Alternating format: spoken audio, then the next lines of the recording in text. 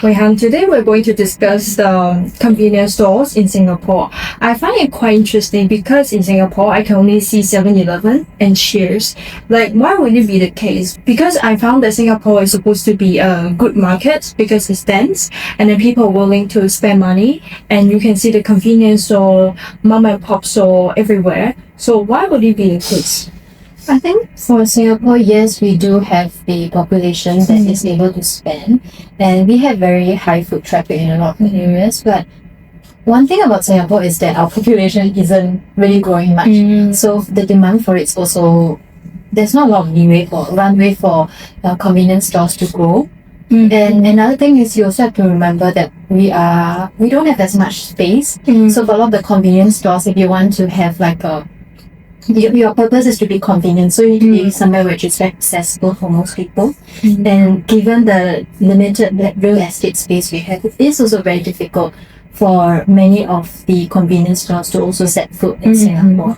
So we have 7-Eleven and we have Cheers, and I think in the past few years we do have some people trying to build up something similar, but they did not manage to make it work at scale as compared to the two most prevalent convenience store chains we have here in Singapore.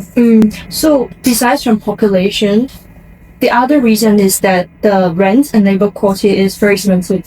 And I think that is another reason why, let's say, if you have convenience stores, maybe from other countries coming into Singapore, it is also another layer of economics that they have to figure out in order to make, let's say, the prices of the goods still achievable and affordable for most people, while at the same time still being able to keep up with the profit margins as well.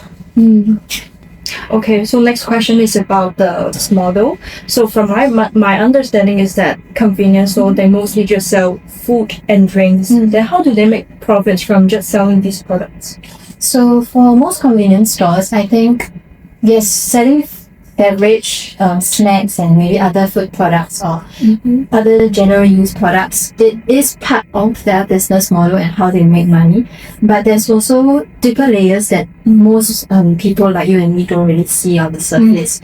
So number one, for a lot of convenience stores, because they are often located at locations which are very accessible for most people, so there are things or services that you can layer on top of it. For example, I can go to certain convenience stores to, let's say, pay bills. I can go there to, like, let's say, drop on parcels, top up like my transport card, etc. So if, let's say, a convenience store is open for many hours, if they are able to open for 24 hours, in a sense these are all just revenue streams that are just running in the background. And if, let's say, I have customers that come in, maybe they can buy some of my products, but at the same time they can also engage me for some of my services.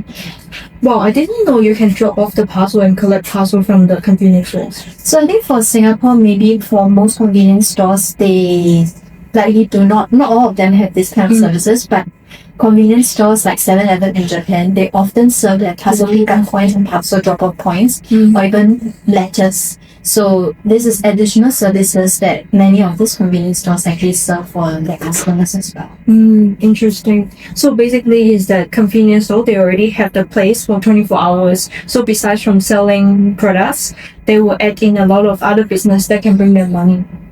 Okay. Or at least you do see some of the convenience stores having, let's say, ATM inside, or let's say they also have like coffee, some coffee stores in them. So in a sense that these are side, they might not necessarily 100% be generating revenue directly, but they bring in the traffic.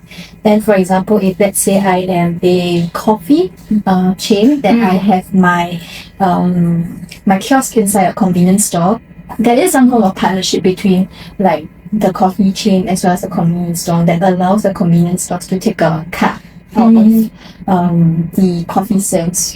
Okay, so I know that as brands, if I want my product to be in a convenience store, I need to pay some kind of slotting fee, is it?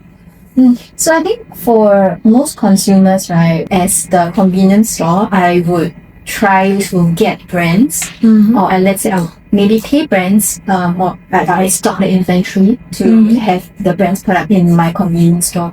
But if, let's say, I get big enough, the opposite actually happens. Brands pay me a shopping fee to get their products onto my shelves, and this thing only happens if, let's say, my convenience stores get to a very big scale, be it in the hundreds or even the thousands, because that's when I have the reach, the accessibility to a lot of these customers at very convenient locations, as compared to, let's say, I only have like one store. I don't have much bargaining power over many of the brands. So I think the same also applies to, let's say, if you think about supermarkets, right? For the idea of shopping fee is like, oh, I pay a premium to be at a specific position that's more visible to my customers. I think this concept is quite similar to e-commerce platform as well. It's like a marketplace, and then for brands, for sellers that want to onboard the platform, then you need to pay like platform fee, and then once you sell the product, the platform will take the commission from your product